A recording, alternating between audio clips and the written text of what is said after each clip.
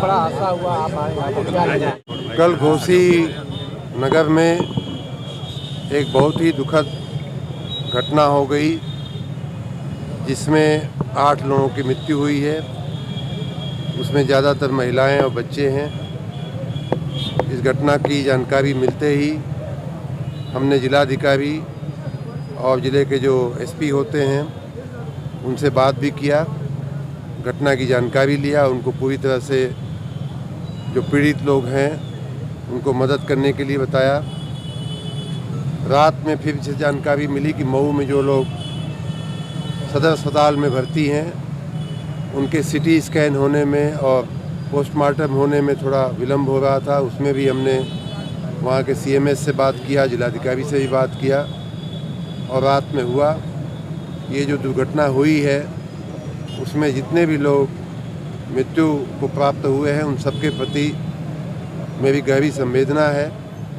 ईश्वर उनकी आत्मा को शांति दें, संतप्त परिवारों को, दुखी परिवारों को ईश्वर संबल दें, सहारा दें और जो घायल हैं वो लोग जल्दी से अच्छे हों, स्वस्थ हों, ऐसी मेरी कामना है, प्रभु से प्रार्थना है। मैं अभी जब आया तो घटना स्थल पर भी गया, साफ दिखाई दे रहा है कि कमज़ोर दीवार थी, उसके गिरने से ये हादसा हुआ है। फिर मैं जो पीड़ित परिवार थे जिनके घर में विवाह का प्रसंग था, आज ही बारात जाने वाली थी और ऐसे सुखद प्रसंग को दुखद में परिवर्तित होते हुए देख करके कोई भी व्यक्ति टूट जाता है। तो मैं ब्रजेश जी गुप्ता के घर भी गया था जिनके पुत्र की शादी थी, उनको मिला। फिर उनके बगल में अन्य लोग, विजय जी के घर भी गया जिनकी पत्नी का स्वर्गवास हुआ है। उसके बाद कुछ और परिवारों से भी मैं मिल करके उनको अपनी संवेदनाएं मैंने व्यक्त किया है। ये भी ध्यान में आया है कि जो कुछ परिवार जो पीड़ित हुए हैं इस दुर्घटना में बहुत ही गरीब तबके से आते थे, रोज़ अपने किसी घर में चूल्हा बर्तन करके अपनी रोजी कमाती थी वो महिलाएं। ऐसी महिलाओं की मृत्यु हुई है। उन परिवारों में कोई कमाने वाला अब शायद नहीं रह गया, ऐसा मुझे जानकारी मिली है।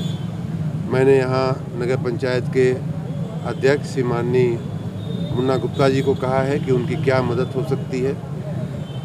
हमारे माननीय मुख्यमंत्री जी ने सभी जो मृतक हैं उनको 2 लाख रुपए देने का और जो घायल हैं उनको 50,000 रुपये की दवा के रूप में उनको सहारा देने का और दवाएं सबका इलाज मुफ्त कराने की घोषणा किया है।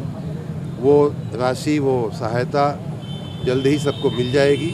लेकिन उसके उपरांत मैंने नगर पंचायत के अपने अध्यक्ष जी को बोला है कि जो गरीब लोग हैं उनको अगर मकान देने की योजना में अगर वो आते हैं तो उनको मकान की व्यवस्था हो सके तो उसकी चिंता करें। अन्य एक परिवार ऐसा है कि जिसमें माँ ही कमाने वाली थी, चौका बर्तन करके कमाती थी। उसके जो घर के लोग हैं, जो 2-3 लोग हैं, वो मानसिक रूप से अस्वस्थ हैं और वहाँ अब कोई कमाने वाला नहीं रह गया। ऐसी दुखद परिस्थितियाँ भी बनी हैं इस हादसे की वजह से।